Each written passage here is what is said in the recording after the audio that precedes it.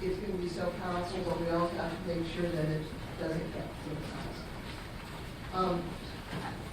Our next panel, which I'm so excited to introduce, are really the changers that are doing it now in cities, and they'll talk about the image and what it's doing to the brand, which is an important component of the reputation that we need to be worrying about as we look at the city. And you can either play musical chairs, or Greg just going to put another chair up here for you, because we have 5 people coming up. Let me ask you all to come up as I introduce you. Moderator is Rustom, who's on our advisory board and has given us great advice so far. And it is also leading marketing for MasterCard in North America. So he gets the big rank. Kyle, who is from Orlando, and the Orlando Center, that has the largest game development population of any city in this country, and has added, I think the number is $1 billion of jobs associated with Metaverse in the last 2 years. You guys can sit down. Ernest from Washington, D.C. Ernest from Washington, D.C., who piloted and then scaled a program called Vacant Invisible. And he'll tell you a little bit about what he did and how he had to work with realtors who didn't trust the city, with artists who didn't trust the city, and make it come together. Richie, who's worked with, I always say the wrong city, Dubai. Who's worked with Dubai, who's fundamentally built the metaverse into their strategy, and Ike. When I was first introduced to Ike by Carmen, I said, the only Ike I know is Eisenhower. Oh, but he did the infrastructure. Well, he's doing the infrastructure for Amsterdam, and can bring an international perspective to it now. And let me turn over the mic. Who should I do this with? You're in charge. All right. Hi guys, good morning. A very quick minute on housekeeping, and then we'll get into the discussion. Right, there are 5 of us on the panel. We'll quickly introduce ourselves, and I'll give each panelist a chance to talk for 5 to 7 minutes about what they're doing, why the space is interesting to them. We'll have a little bit of a conversation after that amongst ourselves, and then we'll open the floor to Q&As. We've got a lot of questions to these guys. Right? So I'll just keep my introduction the shortest. I'm doing the least in this space, and I'm only here as a facilitator. As this said, I work for MasterCard. We're a payments company. Hopefully, most of you have our cards in your wallets. I lead marketing for North America. In this case, that's the US and Canada. And we find this space very interesting and with a lot of promise. When I'm in this space, I'm with the better ones. As you can imagine, any place where value is exchanged, where buyers and sellers will potentially come together, that's a big business opportunity for us. So we see this as a commercial opportunity, not just as something that's in the gaming world or something that's interesting. We see this as a long-term commercial opportunity. And that's what brings me to this discussion. And I'll turn it over, and Mike, maybe you want to go next? Yeah. Digital gas as well, right? I thought the panel was just the 5 of us. Okay. I've been introduced. You want to show the introduction first, or just 5 minutes on Just an introduction, I will give each one time to listen. Sure. My name is Aik, and besides the infrastructure of Eisenhower, he also had this great campaign song, which I recommend you to listen to. I like we would like the president. This is something I get reminded of every time I'm in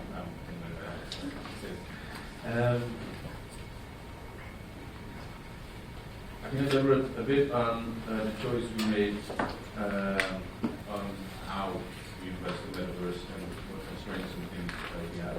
But I'm a bit confused now. You want me to Just an introduction at each person, and then we'll come back and do it in a few minutes.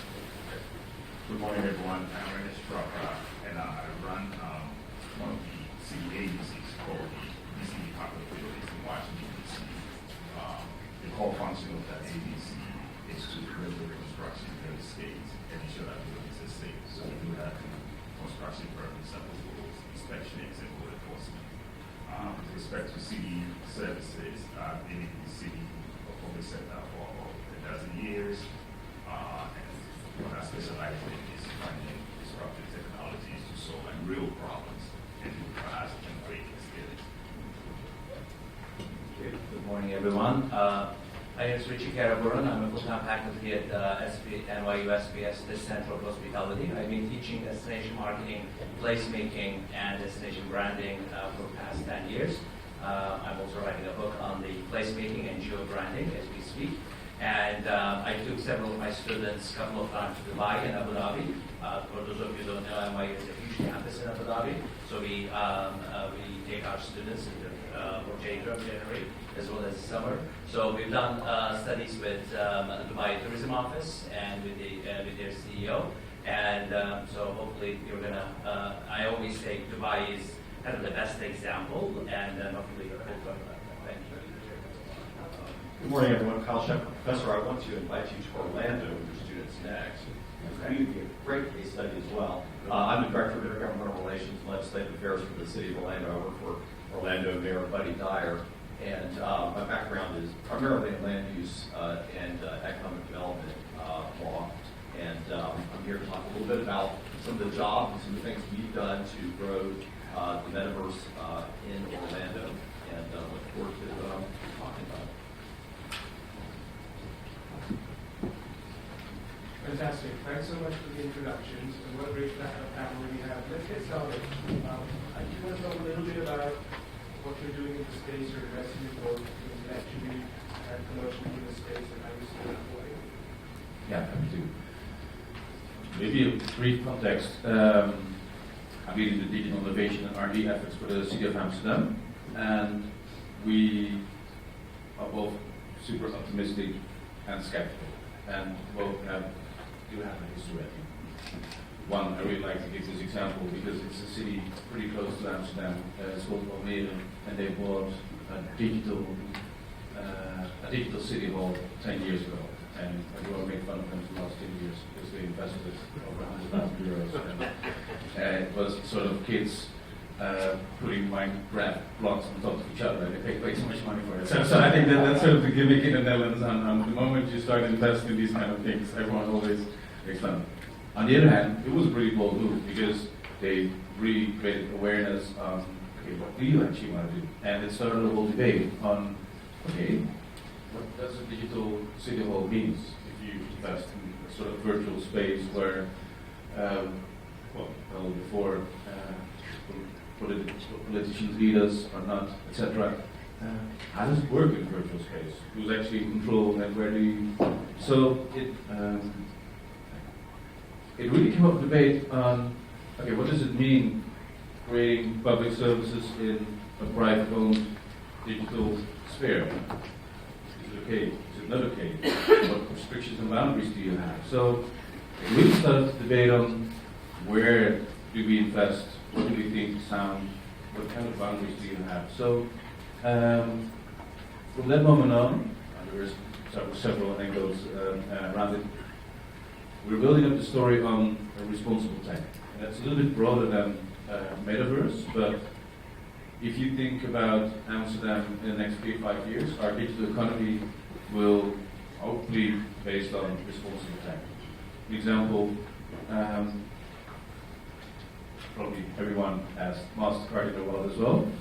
There's also a European alternative, and it's based in Amsterdam, and we really like to grow it, and it's expanding pretty fast. Not everything has to be built and made in Amsterdam, but we really want to have an economy where people think and understand technology by themselves. We need to invest in power for computers, our data centers, to actually be able to not only rely on ChatGPT, but invest in our own knowledge as well. So I think that's the profile of our economy. How do I relate that back to the Metaverse and kind of examples? We invested, for example, in a project, it's called Digital Urban Planning. together with 6 cities worldwide. It is a pretty large project. How would we design cities of the future, and how do we incorporate all the loosely initiatives from digital twins, augmented reality, citizen engagement, hybrid public spaces? How do we combine it in one project? And it goes from pretty detailed information, data exchanges to how do we involve citizens in next steps on hybrid digital public spaces. So we do experiment a lot. We do raise a lot of questions on ethics, but also on technical possibilities. We established, and I think yesterday, Arno already mentioned in the panels yesterday, 2 weeks ago, last week, we launched this lab where, together with researchers, companies, we're just aligning all the research questions, because there's so many to find out to discover, because I don't think we have defined Metaverse yet. We don't have defined all different aspects, which is fine. But it also creates a lot of energy, but also a lot of fuss. So I think that's one role we take on as a city. We want to create a pretty decent profile where we want to aim our digital economics. We try to lead it a bit on our skills. Our mayor had a pretty nice speech on, and she wants to save digital public space where people can speak freely, have an online debate, a public sphere, a public realm where we can debate. And we know that some of us will mainly live online, some will offline. Our kids do it hybrid for sure. So we have to think in a bit of different way as cities as well. How do you interact? And it really, like, my little boy, he wants Pokemon, so when I'm in New York, I really have to catch all of them. So it really changes how I walk through the city, because, well, and that's only basic examples. So technology shapes how we live, how we design, how we design our lives. So it's really important from the city hall perspective that we guide a bit. Although we don't really know for sure what is our role, but we know that if we don't step in, probably too late. I think that's sort of the summary where we are. Last thing, you asked where we invest in. I think one of the bottom lines we have to provide. The Dutch, we are really good at registering stuff, so our databases are pretty good in, well, I think if we provide a database, you can be almost sure that it's correct. So next thing is, last week we also had another wrap-up of a large project. We've got a computer vision team, all the scan cars driving around, we use them to give a fine for a ticket if you put your car in the wrong place. But we have a pretty detailed image database of the city, with LiDAR and everything. Instead of keeping it to ourselves, we invested in a computer vision team, blurring all this information at a pretty high level, so we can provide it open, public, so companies can build upon. And that's not only smart, I think, because, well, so the companies don't have to gather that information as well. It's also making sure that not everyone drives around and is, data extracting from our city. So it's proactive, making sure that companies can build upon these baseline data sets. It's also privacy-preserving technology, because, well, we'd like to be in control of it, that not all kinds of companies know everything about our citizens and extract it for their good. Fantastic. Thank you. Same question around the investment. So, in general, how you're looking at the space and why this matters to the city of Washington, D.C. Sure. When it comes to the Metaverse or Web3, for us, it's all about economic development. And we look at it in terms of programs, activities, and processes that we can put in place to improve the quality of life for residents and their economic well-being. It's very simple for us. So, with respect to driving economic development, we took on 2 projects to deliver the value promise of the Metaverse. One pilot project we did was around expediting building permits approvals, because every city you go into, you got to get building permits if you want to renovate your bathroom, you want to build a hospital, you want to build a university. That's just the way it works. And unlike other jurisdictions, I felt we were in a unique position to test out if this idea of the metaverse will actually have real benefits. And the context is that looking back to 2020, the concept of the pandemic, 70% of our building departments across the US were not digitized. If you want to get a building permit, you have to fill out some paper, you stand in line for hours and get some bureaucrat to stamp it. But at that time, we had established online processes. So you go online, fill out some form, and go through the approval process. We have some projects that gets approved same day. Some will have 30 days, some will have 60 days. We have service level agreements. But we had to ask ourselves last year, what does the future look like for our workforce in the context of the metaverse? What can we do to prepare our staff for the future? And how do we sort of like accelerate the quality of life for our residents? So we took on a project to try to solve this problem on how fast can we make the building permit approval for really complicated projects. So think of like this building that we are in. There is a requirement for how quickly we can move from where I'm sitting or where you are sitting to the means of egress. There's like a minimum, there's a maximum travel distance that is required. Most people don't think about these things, but it's about safety. And in DC and in some jurisdictions, they are building height requirements. You cannot build beyond 130 feet in Washington, DC. New York has skyscrapers, other cities have 91 limits. So we decided to look for a partner who can help us just automate the building permit approval process in minutes. So that a task that would take somebody 4 hours can be done in minutes, just like super fast.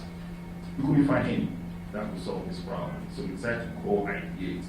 We found a partner that had some basic AI capabilities, but we created a team internally that actually documented the business rules and created a rules engine for the algorithm. And we trained staff on how to use this. At the end of the day, what we ended up with was a tool that can consume the CAD drawings or a BIM file for a construction project and determine in just a few minutes whether it's code compliant or not. This efficiency gain benefits my staff.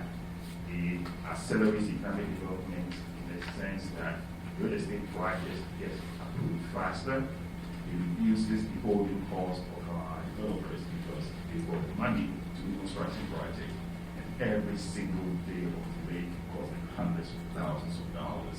So that's just a small example of how we are looking at the metaverse and actually making it very real for our residents. The side benefit is that by going through this route, we also end up creating a digital twin that can be used for other use cases down the line. The second project is something that we are in the second year of implementation, and that is also around using Metaverse and Web3 technologies to solve a problem that every city has. You walk around New York City, there are empty buildings. You go to South Carolina, empty buildings. Boston, just name it. And nobody wants to live next to an empty building. That can be an incubator for crime. Nobody wants to see light. And when people see light, they call the city and complain. As if it's the city's responsibility to fix the building that is privately owned. So we decided to tackle this problem in a creative way by looking at empty buildings, converting the empty buildings into art by installing murals on the buildings, and then minting the art as NFTs so that artists of color can now have new revenue streams because we pay them for their artwork that is installed on buildings, and people can also do their artwork for memory. So they are passed on digital, they will see, they get some revenue, but more importantly, for the real estate developer, they now have an incentive to transform a vacant and blighted building into productive use. That supports affordable housing, it improves the quality of life of residents, and provides a platform for commerce. So that's sort of like our story in terms of taking two different segments. The permits that we control, private property that we don't control, and finding an appropriate use case and also in the technologies to accelerate economic Hi, when Liz asked me to be part of this panel, and then we actually looked at how Metaverse and activities of cities on Metaverse could actually impact their branding. And when we teach destination branding, and those of you who, I always ask the students, and would you go somewhere that you don't know anything about? So the branding of the city is important. For those of you who don't know Washington, D.C., I always give this example, and Las Vegas is one of the best ones when it comes to branding. Everyone says, let's go to Vegas, baby, but no one says, let's go to Detroit, baby, right? So that comes, and everybody smiles when we say, let's go to Detroit. The excitements and the brand personalities. So how Dubai, for those of you who don't know, 50 years ago, that was a fishing village. 50. Right now, Dubai is one of the most visited city in the world. In fact, their goal, vision by 2030, they want to be the most visited city in the world. Right now, I guess they're number 3 or number 4. So we actually met with Dubai tourism executives, including Islam Kazam, who's the CEO of Dubai Tourism. And back in July, I have 2 slides, one short videos in Dubai. Guys, I don't know if, we're talking about Metaverse and everything, but we can't even get the videos right, I guess. Here, if you can just get them to last 2 slides on the Dubai end of it. So July 2022,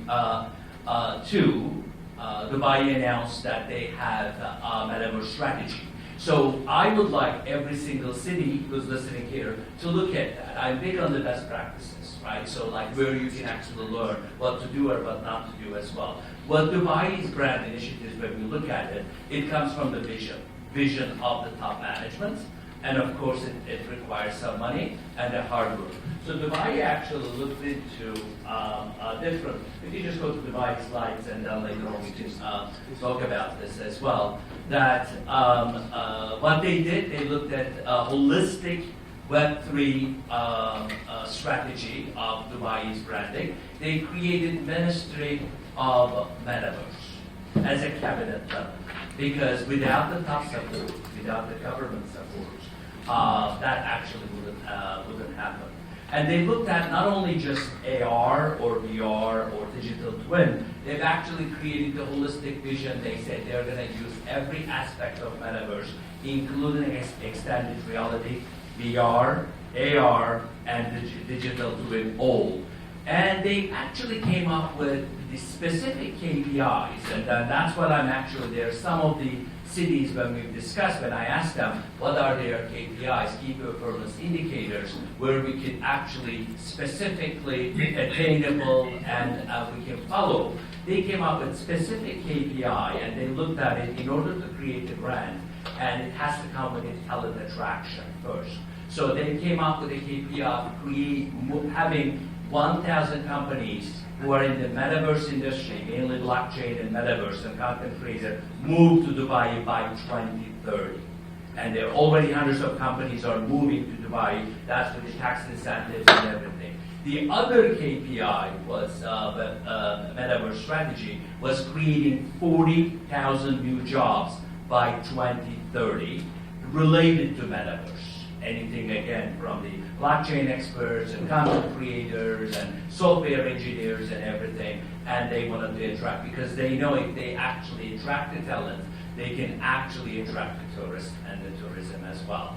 And one of the reasons they did that is that they are actually trying to foster innovation. So they want to be known, just like any brand. Everyone loves Apple because Apple is known as one of the most innovative brands. That exact concept applies to the destination as well. That how innovative is your city, and that comes with your strategy, basically. And those of you know some of the that they're actually doing anything from e-residency program. They got that from Estonia. That's why the big best practices I tell all the cities who are listening here, look at around, look at the other cities. And yesterday, NYC representatives said they're looking at Tel Aviv, Dubai, and the other cities. Same thing as well. When it comes to your strategy, I would also, every Orlando has competitors. What do your competitors do as well? And let's watch a very short video. And I think after this next slide, and then I'll be done. My point here, if you can actually jazz it up, you can just go ahead and read in their official website.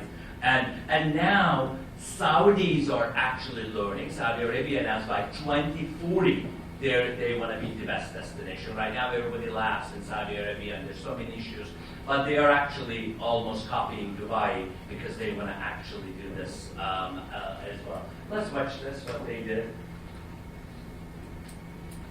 Back 2 years ago, the UAE announced that they need to close down up to 50% of service centers and move them digital on mobile phone and so forth. We managed to close all of them, and everything was digital as services. Today, in the Dubai Metaverse Assembly, we managed to launch the Minister of Economy on the Metaverse. It's our third address. We have an address in Abu Dhabi, a physical one, an address in Dubai, a physical one, and an address, a third one, on the Metaverse, who really focuses on providing services. Today, we are incorporating reskilled, trained our employees to really immerse themselves on the Metaverse, to really use the Metaverse, to really engage with the next generations that is going to come in and really needs a lot of services. We thought the Metaverse is a phase, a technology might take 10 years, 20 years for immersion. But COVID-19 really immersed us so fast and expedited the use of Metaverse in the last couple of years. We've seen investments, we've seen companies move in. With the change of the regime, the green visa, the golden visa, we've seen talent coming in. فخورين نكون أول شركة إماراتية بدو مؤسسة للشباب الإماراتيين تم إطلاق الميتافيرس اللي اشتغلنا عليه تور 17 قبل 4 أيام بتاريخ 23/9 في متحف المستقبل. الميتافيرس هذا مستوحى من رؤية صاحب السمو الشيخ محمد بن راشد لمهمة بناء أول مستعمرة على كوكب المريخ بسنة 2017. لهذا السبب الشراكة مع مركز محمد بن راشد للفضاء لمحاكاة هذه المهمة. So watch the space for what Dubai, and I'm really curious to what Orlando is doing as well. We can definitely take the students, and then we're watching it every moment. Well, what it is that when they told me they run the city as they run the companies with the pure KPIs and as well as pure accountability for each stakeholder. Thanks, Professor. That's a good segue to what I was going to talk about with Orlando. So Orlando has a brand. Everybody knows Orlando. Everybody presumably has been there. And our brand is about tourism. We're places to go and have an experience with your family or an experience with your friends.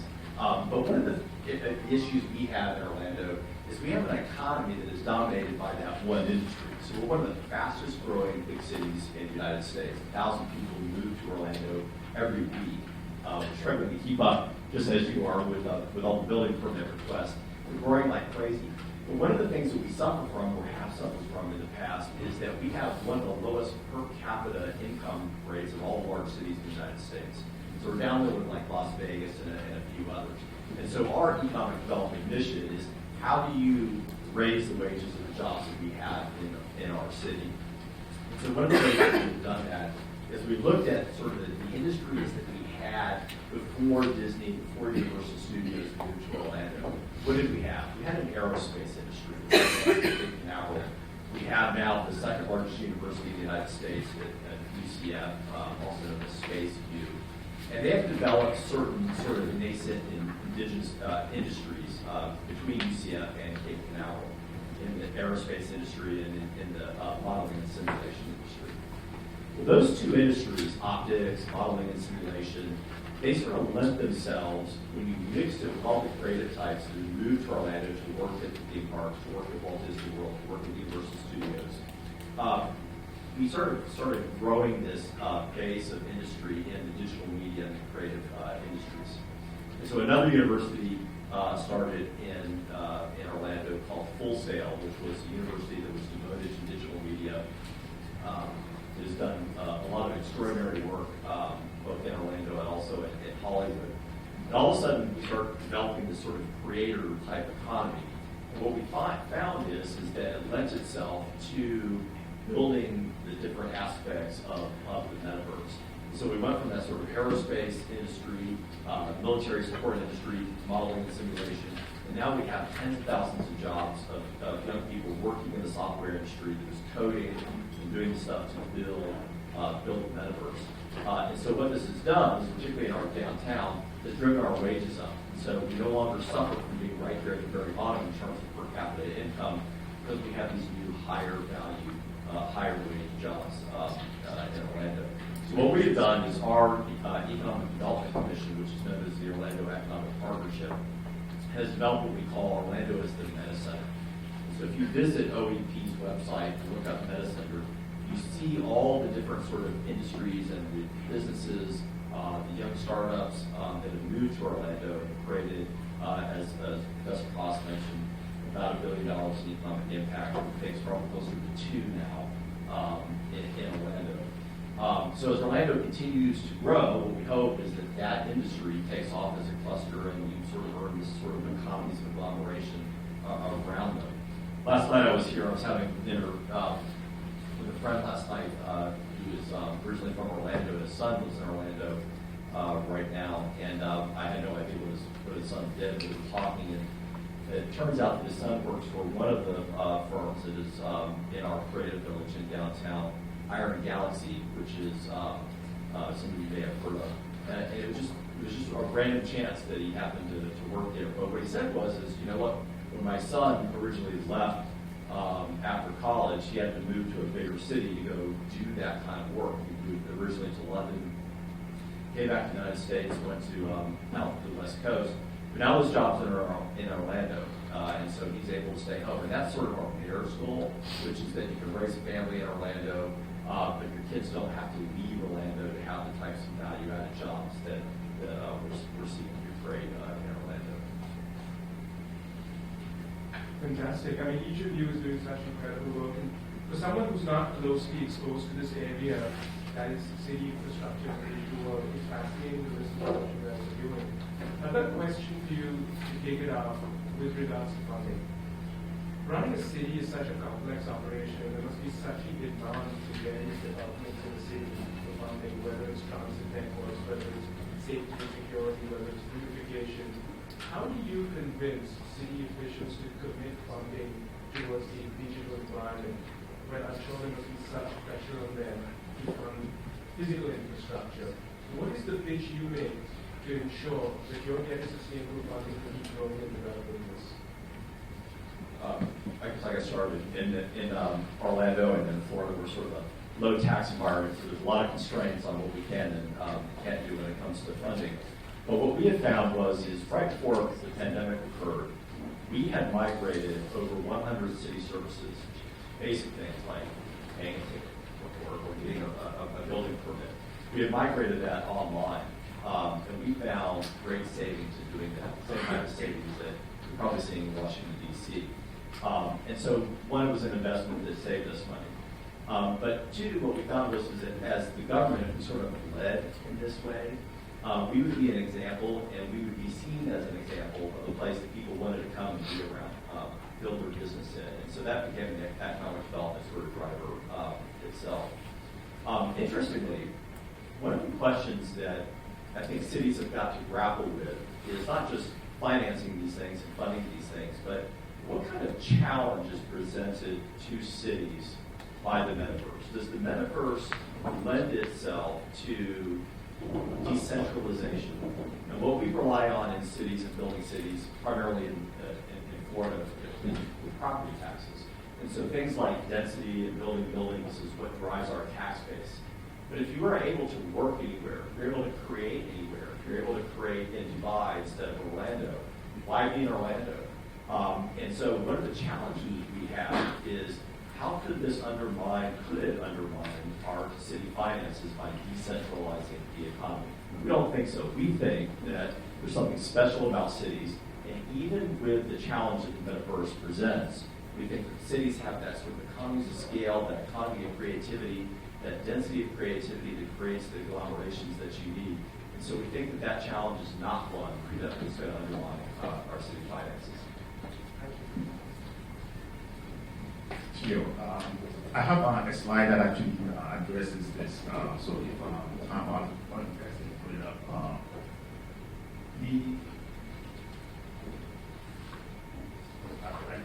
I have my eyes there, so let's go to like slide 5 or go on. All right, let's stay here for a second. It is very easy to think a metaverse-related initiative is going to be costly. When something is unknown, you can imagine things. And usually it's not the best case scenario. If I have to ask, how much do you think it costs to take this building, which was either, where you see the plywood, it was open and accessible. To go to the next slide, right there. How much do you think it costs to beautify that building? Anybody want to take a guess? No, it was less than $1,000. So that's the starting point. If you go to the next slide, how much do you think it would cost to buy one of those digital art that the artist created? It's only $85. So when you look at the unit economics, we are not talking about millions of dollars to make the metaverse very real to solve a problem. So I started with a vision, and that is, let's beautify our neighborhoods in a way that the city doesn't have to spend a lot of money, but the private sector will take on the burden of that cost. And let's create something that is sustainable, that will help the city. So that was sort of like the starting point. Through this example, artists are making money, not only from the resources that the city commits, which is less than $1,000 per building, but also they can sell their artwork for $85 and somebody else pays for it. The developer will ultimately renovate that building at his cost and end up paying property taxes to the city. So it's taking a problem, creating value, capturing that value for the city, for the resident, and the developer. So that's sort of like the framework that we use.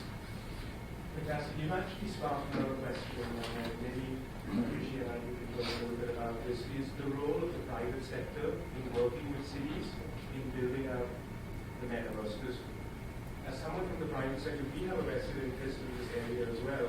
And the kind of scale and the kind of thinking and infrastructure that you guys bring, it seems like an opportunity for a very powerful partnership. How do you view the private sector, a friend or an enemy in this space? Oh no, definitely big friend. In fact, when we teach destination branding marketing, and the entire chapter we actually teach students PPPs, public-private partnership, the importance of public-private partnership on destination branding. Definitely, because the governments have limited funds, right, when it comes to these kind of activities or branding. And one of the best examples, again, we were in Tulsa with a bunch of students. Tulsa, in fact, we just finished a case study. The name of the case study is What's in Tulsa Anyway? Definitely not tumbleweeds and cowboys. In the end, after we spent 3 days with students, and we've seen the importance of public-private partnership, specifically with George Kaiser Foundation. George Kaiser is one of the billionaires, and that is spending enormous amount of money, and they just building similar to Central Park. So they are now building Tulsa as a brand, and I think I always think about 15 to 20 years, Tulsa will be like Austin or Nashville. No one knew Nashville and Tulsa, Nashville or Austin 25 years ago. And so they are actually trying to create a brand, and they're in the right way. In fact, we've established in our case study that within about 15 years, and one of the things that they did is talent attraction. They are paying $10,000 to anyone who moves to Tulsa, and stay in Tulsa for a year. That money comes from the private funds, like George Kaiser, basically. So that's a must, and I'm not sure, I'm curious to see either DC or Orlando are actually doing that. And it's a phenomenal examples, including the United States is actually developing with Brand USA and U.S. travel, that's also a big PPP as well when it comes to promotion. So as long as we get the buy-in from the public and the other stakeholders, I really think that is the way, and the cities should use and encourage PPPs.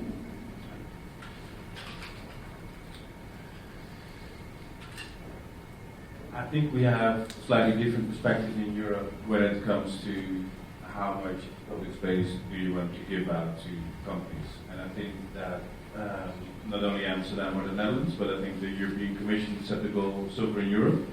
And I totally agree with the piece. I think we should definitely collaborate, but we should think about what kind of terms.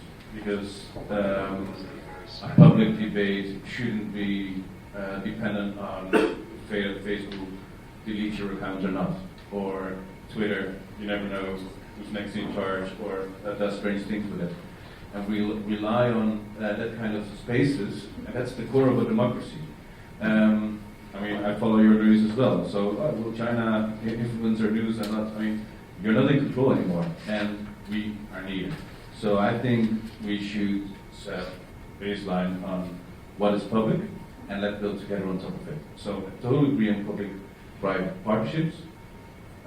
We should think about conditions. There's nothing wrong with MasterCard, but the moment you're the only one, it's wrong. We should have competitors. And I think in this space, things are moving faster than we're used to.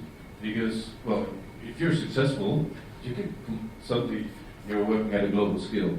And then it's out of your jurisdiction. It's out of any. So we have to rethink on how to build that part.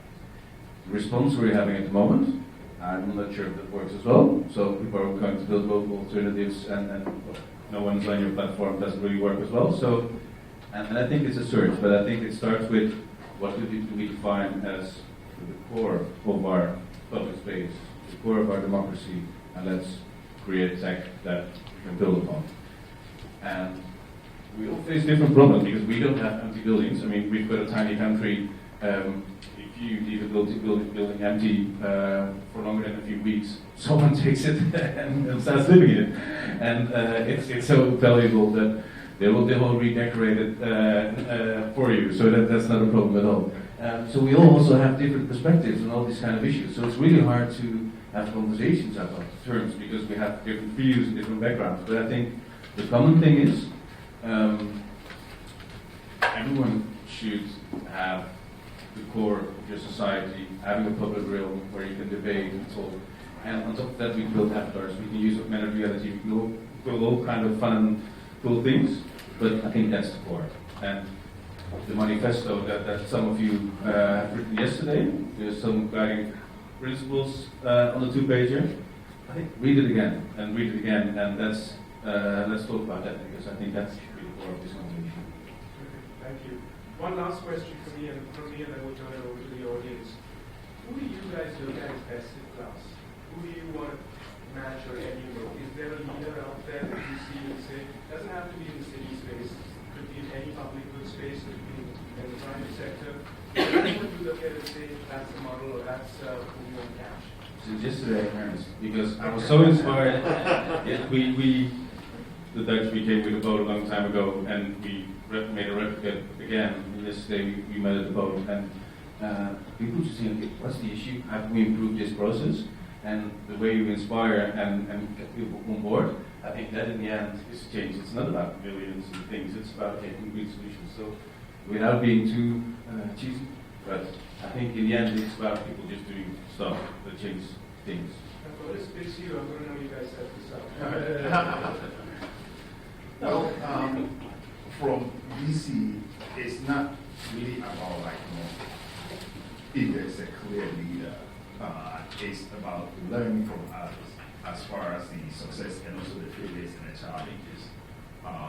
If there's one thing or one resource I can point to that has been helpful in all sort of our innovation, it's actually the Shephard that Choice having his practice because he's able to bring information about what Seoul is doing, or Rotterdam is doing, or Amsterdam is doing, or London is doing, or New York is doing. And you get to pick. People be like, okay, You look at the problems you want to solve, you look at what other cities are doing, and you find out who can I talk to in that city, whether it's the public side or the private side. The second point also is that it doesn't necessarily have to be purely from the public sector. It can also be private companies, because innovation is not constrained to Silicon Valley or the private sector. So if MasterCard is doing something great for loyalty programs for their customers, say, well, why can't we do that also in the public sector? So that's been the lens that we use to try to like improve service delivery for our residents and try to be among the best.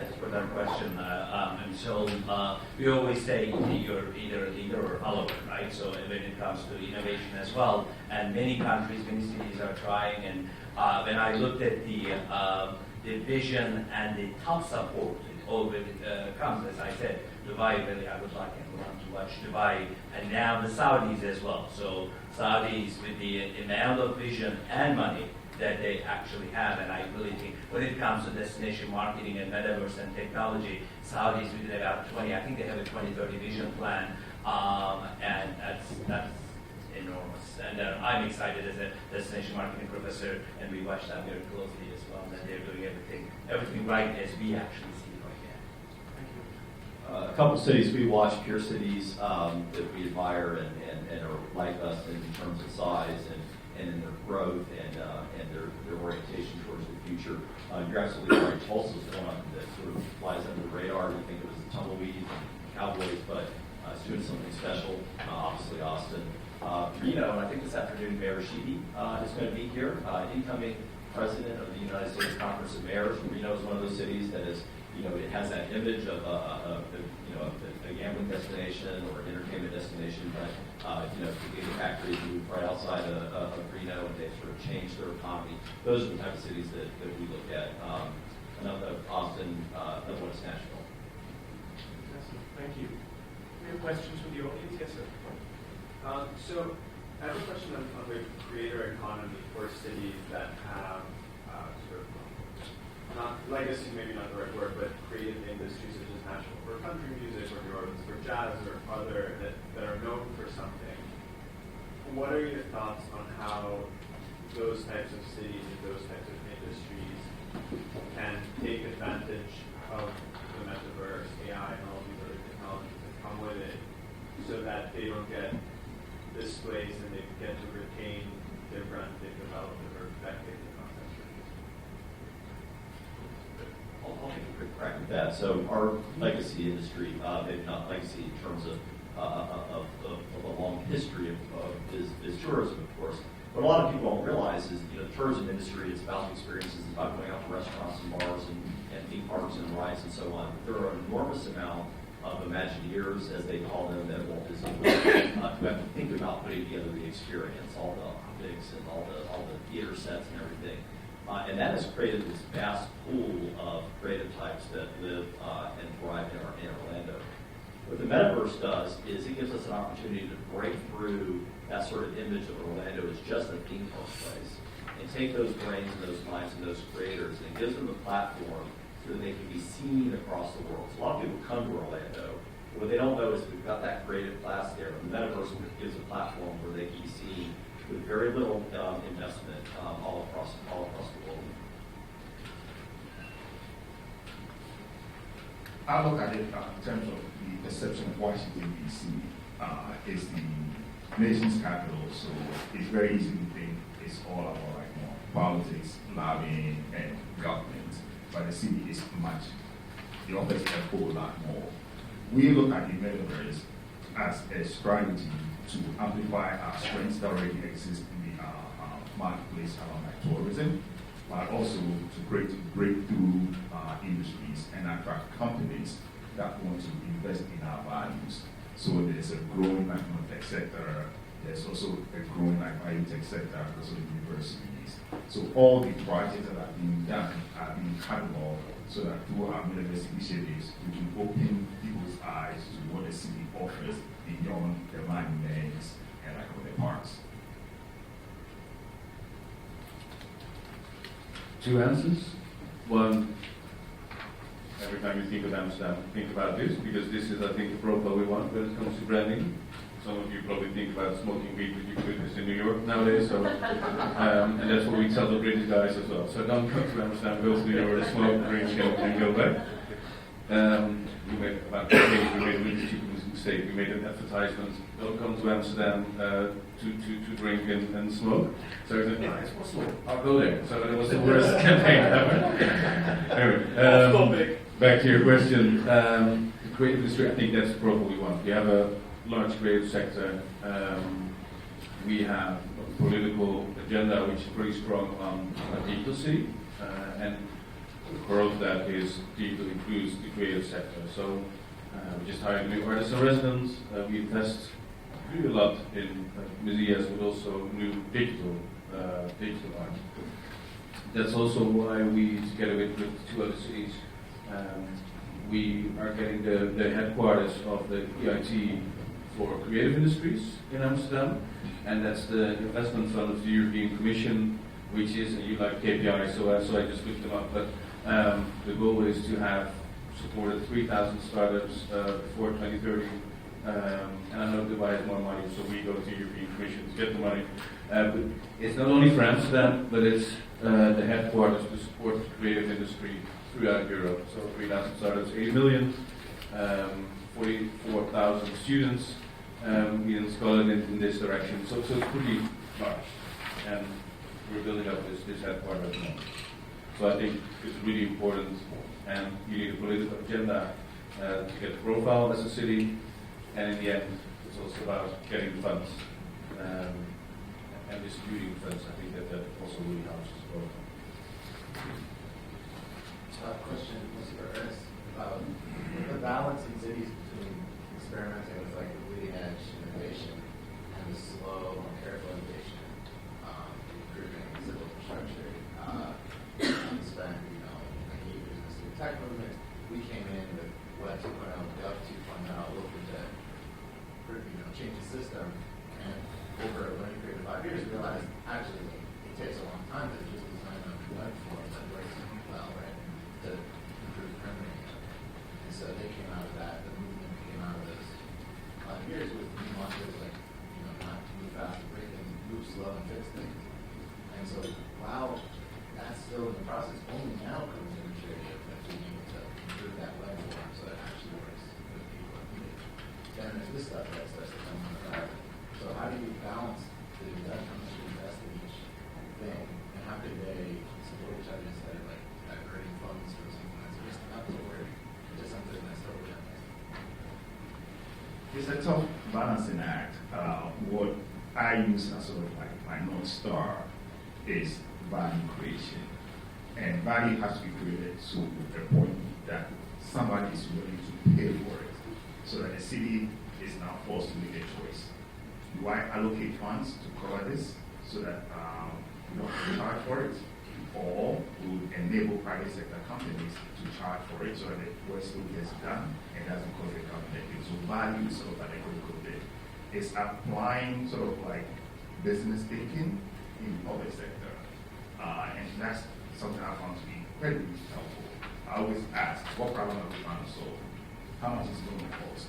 And who's going to pay for it? And how much are they going to pay for it? If you can answer those things, whether it's a leading edge technology that's not included or something that has been around for a long time, you can solve that problem and people can get excited about it, and it will actually help immediately, because in a political environment, mayors get elected every 4 years. City council members also have like a timeline. During the last year of any administration, it's sort of like lame duck. During the first year, they are creating visions. So you pretty much just have like a 2-year window. Now, if somebody really wants to resist what you're trying to do, through advocacy, it will take a long time to get anything done. So being aware of timelines and just focusing on delivering immediate results that create value is something I found to be helpful. It's helped with this NFT project, because when people think of NFTs, he's going to think about cryptocurrency and all things happening in the news. I'm like, no, that's not what this is about. This is about putting money in an artist's pockets. This is about converting every vacant building that we can into affordable housing, or retail, or mixed use that will generate like tax revenue every year. This is also about shifting the burden of government to be the only solution provider and providing pathways for private sector companies to also be part of the solution. There's nothing wrong with the private sector company making money, a lot of money, solving the problem of the government. There's absolutely nothing wrong with that. So that's all the thinking that I push forward. Sir, can you also talk about what you needed to do to get the realtors on your side? Because that was also part of Yes. your story. And I'll give the background. Cities have a few tools for getting compliance. They'll issue you with a bunch of fines, penalties, and sometimes take over your property. So sometimes people have like a negative view of government. Oh, government is bad. Government is like, these are not issues to deal with. In Washington, D.C., we have to find a way to incentivize realtors and property owners to actually do the work that we want them to do on their dime. So for the big individual, we created an event where we brought developers, parties, realtors together and say, this is how you know be part of the solution. You as a realtor, you make money when properties are sold to the commission. So the more properties are being sold, more money in the pocket. You as a developer, when you renovate the building and it's sold, you also make your money. But while that building is sitting vacant, the city will assess $5 for every $100 of value of the property. And if it's blighted, it's $10 for every $100 of assessed value. When the normal tax rate is 0.85. So the penalties are really stiff. By participating in the program to convert a vacant building to some productive use, we give you a break on those taxes and penalties. So there's immediate savings. People get their car closed. People also get the idea that I want to be viewed favorably and positively in the community, like a positive brand association, builds on social equity and capital. So by participating in this program, they get some benefits and also get hard benefits of like the money in their pockets. Just take one question here quickly and then one at the back of the room. I think that's all we have time for. Yes, thank you. Very, very quickly, probably more a comment rather than a question. Yesterday in this panel, we've been hearing a lot of things about creation of value, diversification of the economy, trying to increase income per capita, raise taxes, value creation. And I respect the European perspective as well, that we see things differently. Because I'm European, I'm also partially Aussie, but anyway.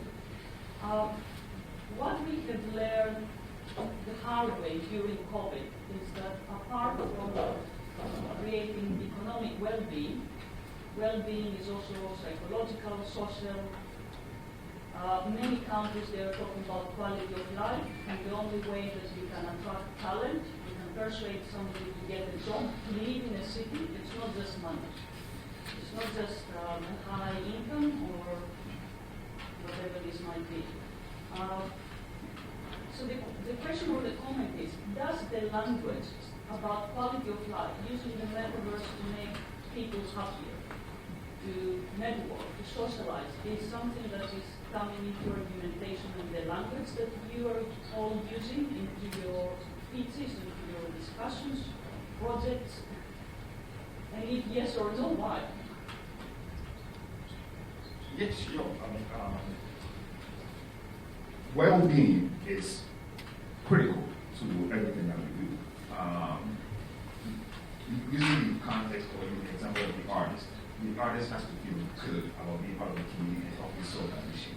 People who live in that area, I gotta feel that, okay, crime is likely going to go down, or I don't have to live next to a building where people are going in and out, doing like drugs, or I don't have to live next to like a crime scene.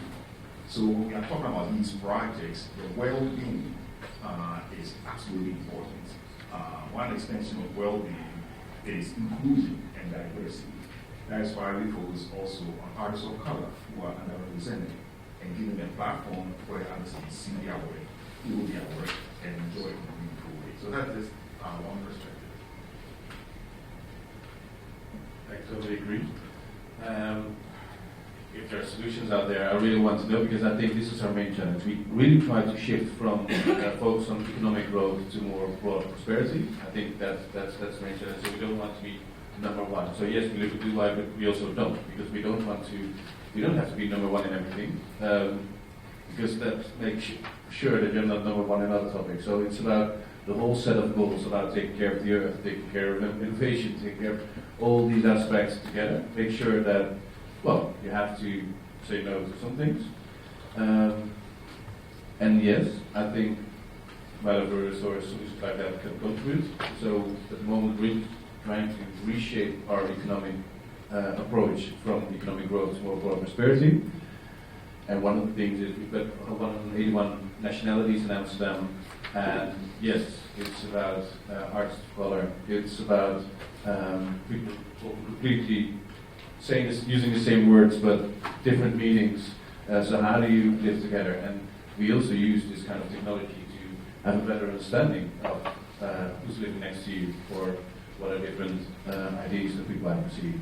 So yes, we try to use this to have better debates, better understanding of people who live next to you. A lot of examples, but not very time. One last question from Jennifer. Hi, Marty. Thank you. My question is, most of my time is spent on the intersection of real estate, private equity, and technology. And from where I see much of it, to the question of who's going to pay for it, much of it is paid by the private sector. Much of the innovation is done by the private sector, and much of the advancement, at least early on, historically is done by the private sector. So my question is to both public and private sector participants on the panel: what do you think is the real role of the public sector in this journey that we're all on? Is it, I mean, it's clearly not the money, because obviously the money is directly related to private. So is it instituting standards, perhaps, that this industry is so desperately in need for? Because every single one of your projects is committed to a certain blockchain, committed to a certain protocol, certain device. So is it instituting those standards that are cross-chain, cross-device, cross-protocol standard? Is it in protecting humanity? To a great question that was just said, is it in making sure that the net effect for the humankind is positive? Or is it by creating these guardrails that some of us talk about as far as regulations? So I just wanted to get your thought on it.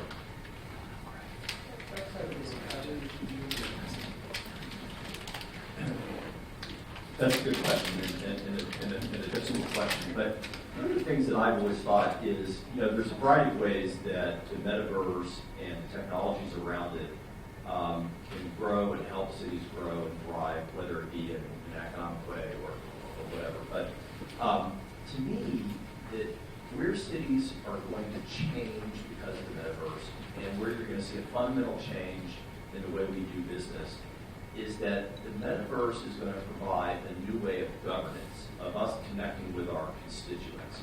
And so we have like a city charter now. The city charter says, hey, when you make decisions, when you make laws at the city council level, here's how you do that. You have a mayor that has certain responsibilities. You have a city council, a legislative body that has certain responsibilities.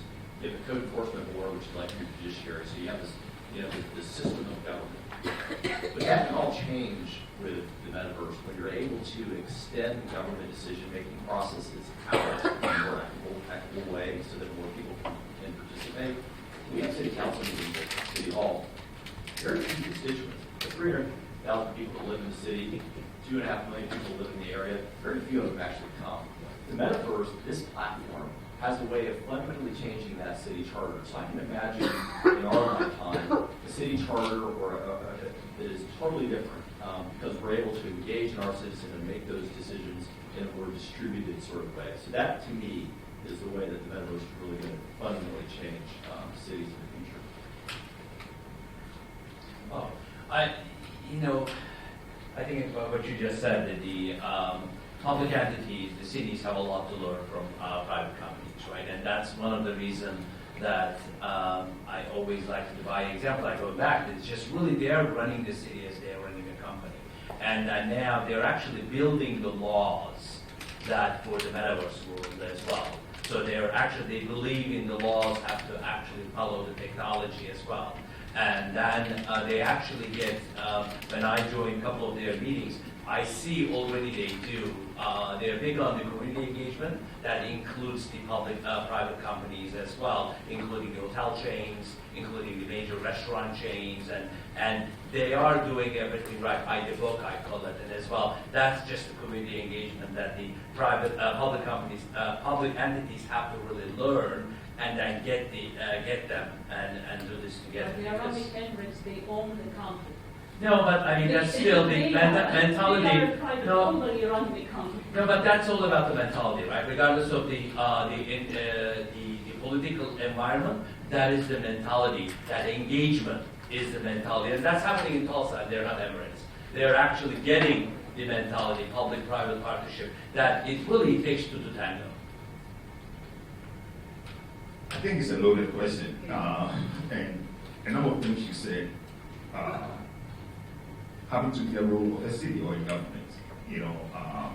Governance, leveling the playing field, fairness, being good stewards of our environment for not only our case and our case, our future generations. All of those things fit into the value system. But we also have to be careful because value systems are shaped by people. Today there are conversations about banning TikTok, just because how certain people feel about certain countries or whether certain people have seen certain issues. So values also change. From the standpoint of our VC, it is all about being responsive to the needs of our residents and business owners. So it is very simple. But how we achieve that varies. And at the end of the day, we want to be known as a city that is inclusive, the city that is fair to private sector participants, and the city that looks out for its residents. That's the lens that we use.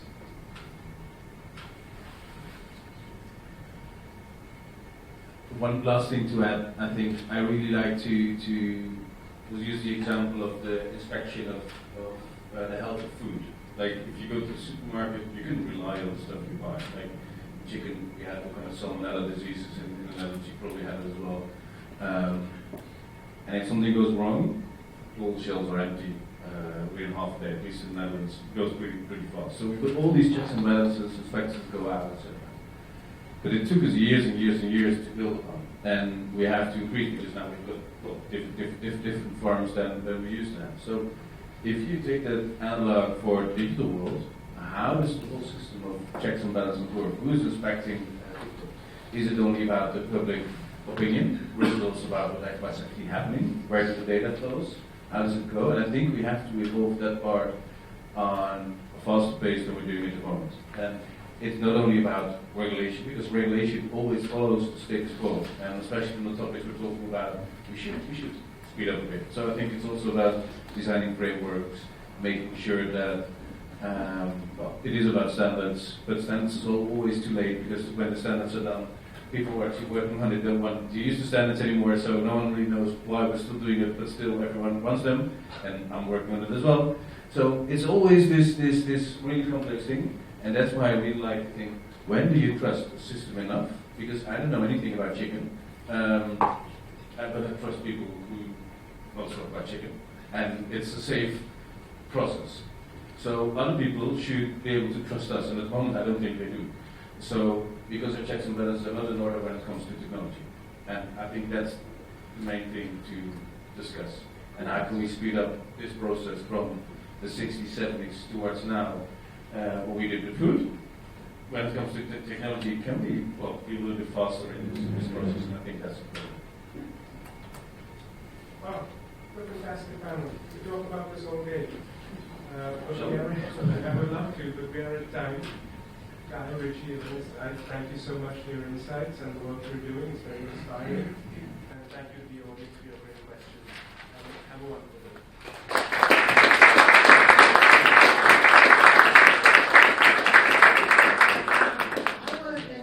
This panel about, this summit is about the criticality of cities, and what we just listened to was at the core of that, in the sense of how do we leverage all these technologies to give real utility to citizens so urban living can be awesome, and how do we do that responsibly?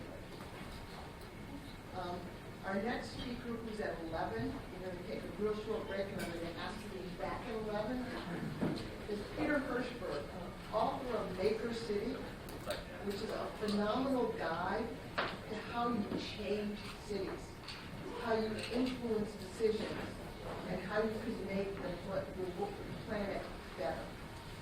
So I hope you're all back in your seats at 11.